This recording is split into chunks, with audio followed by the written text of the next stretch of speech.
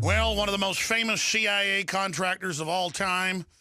He was in the Iran-Contra hearings, you name it. Tosh Plumlee, joining us via video Skype, is going to be with us coming up in about 10 minutes. I'm going to finish up with calls on the Ebola front.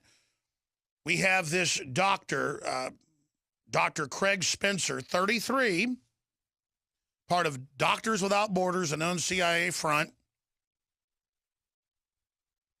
over in Africa treating Ebola patients. He comes back, doesn't self-quarantine, gets sick, and then goes to bowling alleys, restaurants, the packed A-train subway, and cabs. This is a medical doctor. We have the NBC medical correspondent running around to restaurants. But he's a hero, folks. Really. Previously, you would stay in the country if you treated Ebola patients for not 21 days, for 30, self-quarantining in a hotel room or house. Then you'd get on a plane and come back. Not now. The place to self-quarantine, because Governor Cuomo and others say he's self-quarantined, is a New York rush hour train, a bowling alley, and a restaurant. And an airport. Forgot that part. 2 plus 2 does not equal 10,000 like they're saying. This is getting crazy. We have medical doctors on record and off record saying they are secretly disappearing people with Ebola. Our story is top story on drudgereport.com.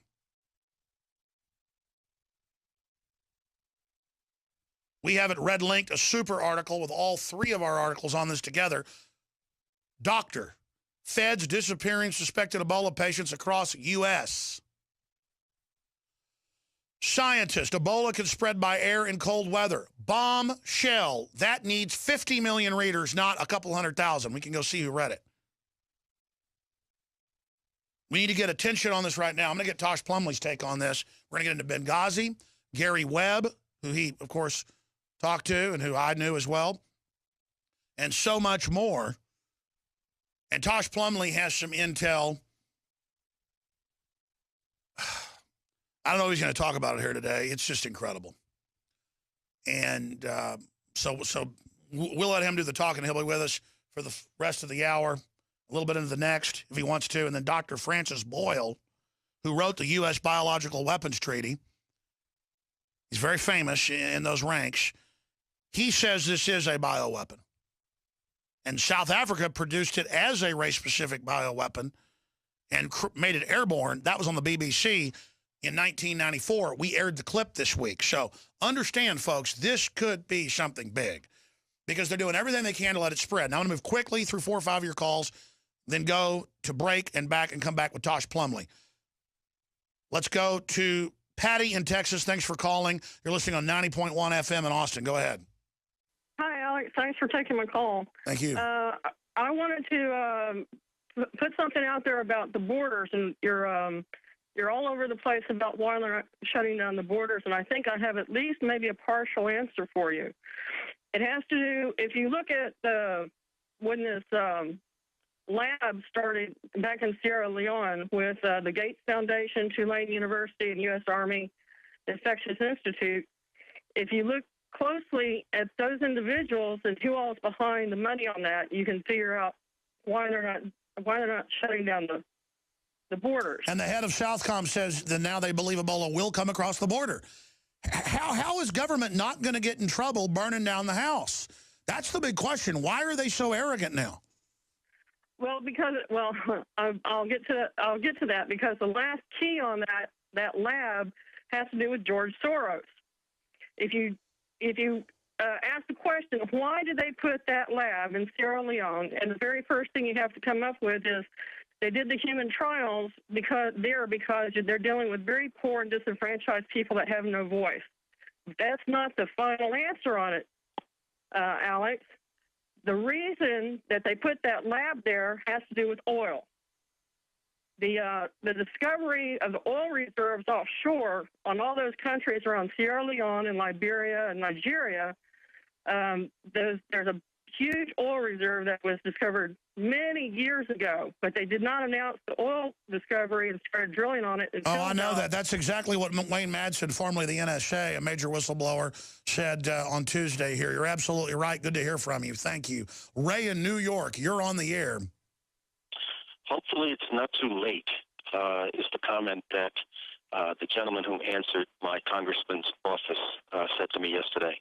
And what he was referring to was a letter that my congressman Scott Garrett, and another congressman, David Bittner, sent out to Reid and Bonner, saying, "Hey, we have to get Congress back together so we can discuss this Ebola thing."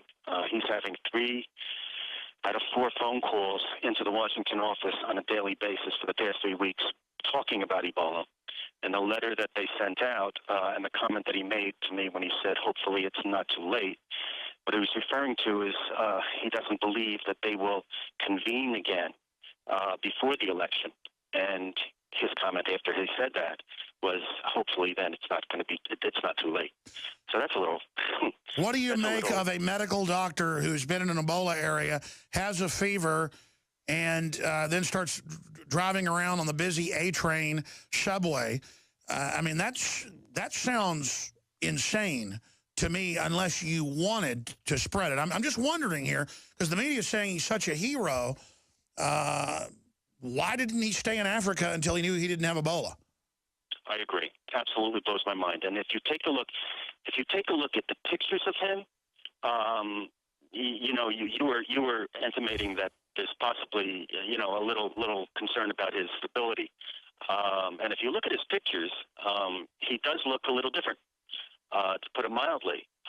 So he looks like another self-satisfied, trendy know-it-all. Definitely.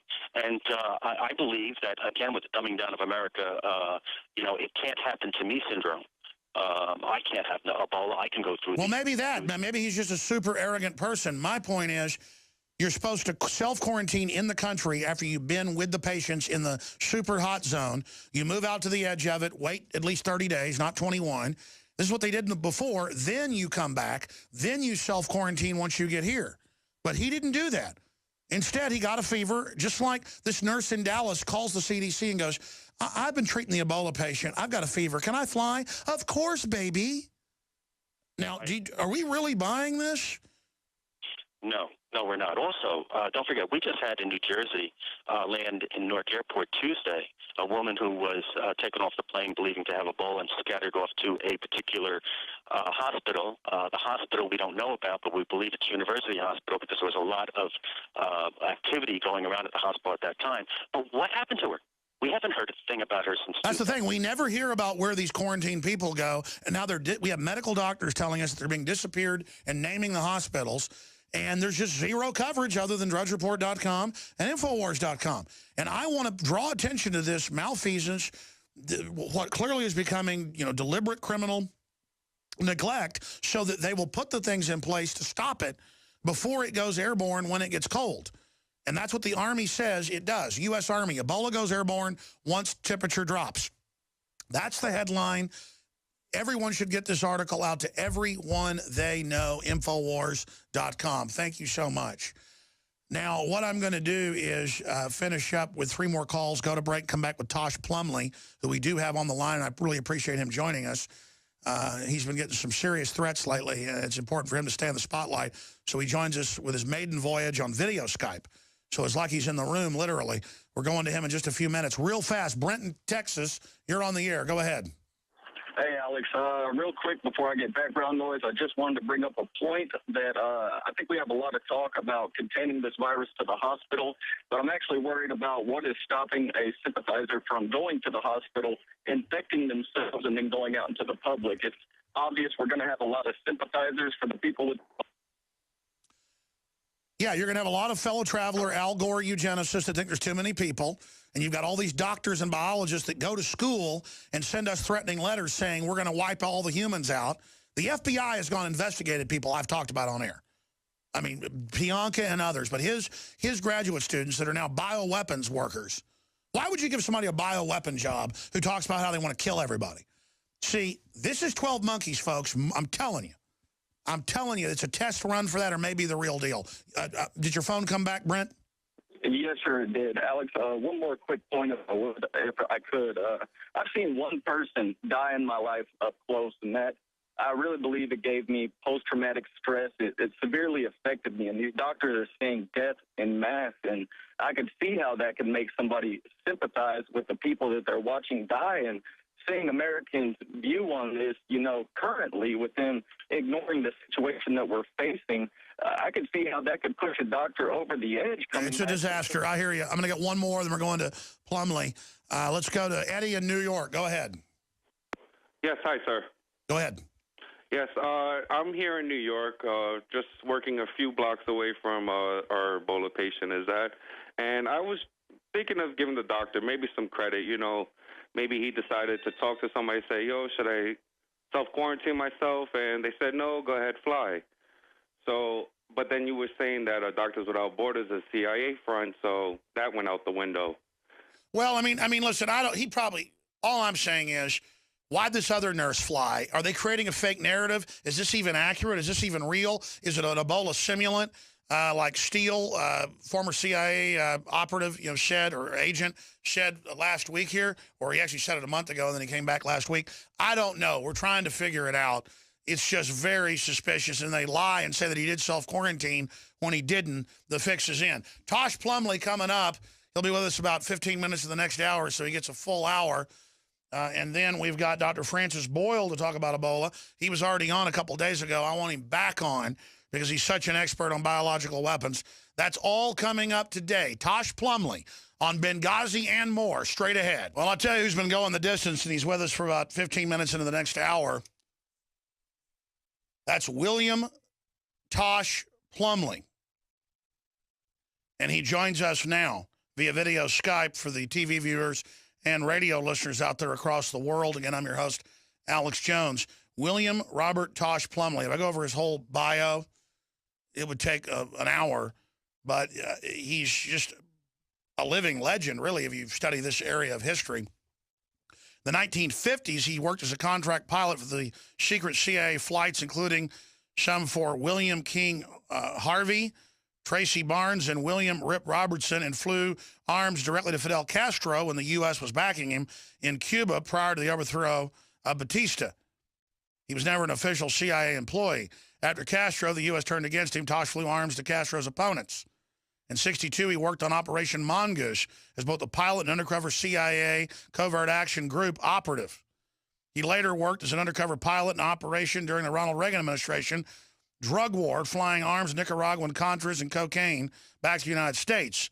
Of course, one of Gary Webb's sources he used. In what was to become known as the Iran-Contra scandal, Tosh flew arms to John Hull's ranch in Costa Rica, returning with loads of cocaine offloaded at U.S. air bases. In '77, Plumlee testified. See, he did all this after he testified to Frank Church and his Select Committee on Intelligence Activities. People ask, well, how could he do this? And also on the, Plumlee testified that their assignment was to stop the planned assassination of John F. Kennedy. You could interview this guy for 50 hours. We got a long segment coming up, but this is a short one. And he explains how he's still alive. He's part of the white hat government. And we could call kind of the Pentagon-affiliated CIA group. And from my deep research and being a conduit through the years, I'm not part of any agency, never been trained by any agency, any group. I've had some family that was in the CIA and other groups. But I have always had sources in the FBI, Secret Service, CIA. I mean, you hear colonels, generals. I've had former chairman, Joint Chiefs of Staff on.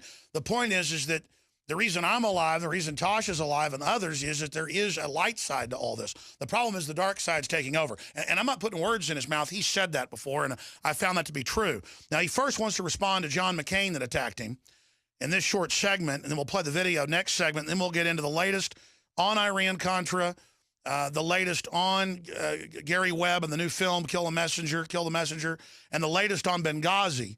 That's really the big issue.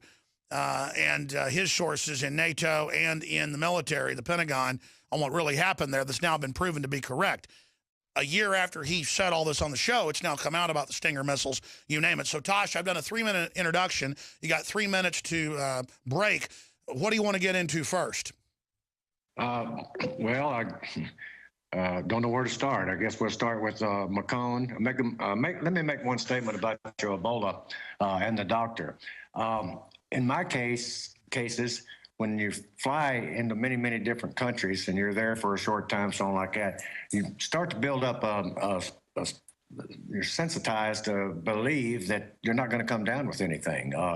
Sometimes you're vaccinated, sometimes you're not.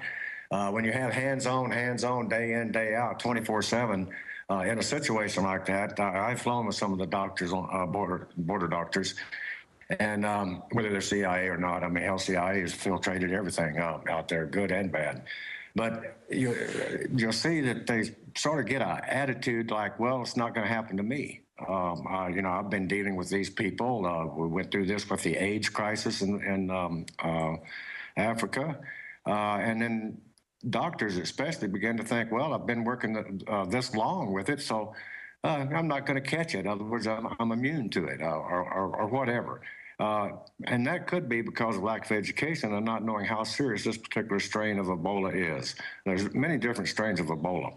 Now, whether they're used as warfare or whatever, I wouldn't know that. And I'm not taking up for the doctor. I think he used bad judgment in going out and making contact. But I think it was probably more in good intentions because he honestly believed that he could not be infected. So he's probably a great guy and a hero, just thought he was bulletproof. Well, that happens to all of us. Some of us that say that we think that we're bulletproof, we find out we're not, regardless of what's out there. By the way, we're going to break, and I'll give you the floor when we come back. But talk about bulletproof. You have been doing covert operations since the 50s and are still doing it. Amazing. You've lived a charmed life, I think.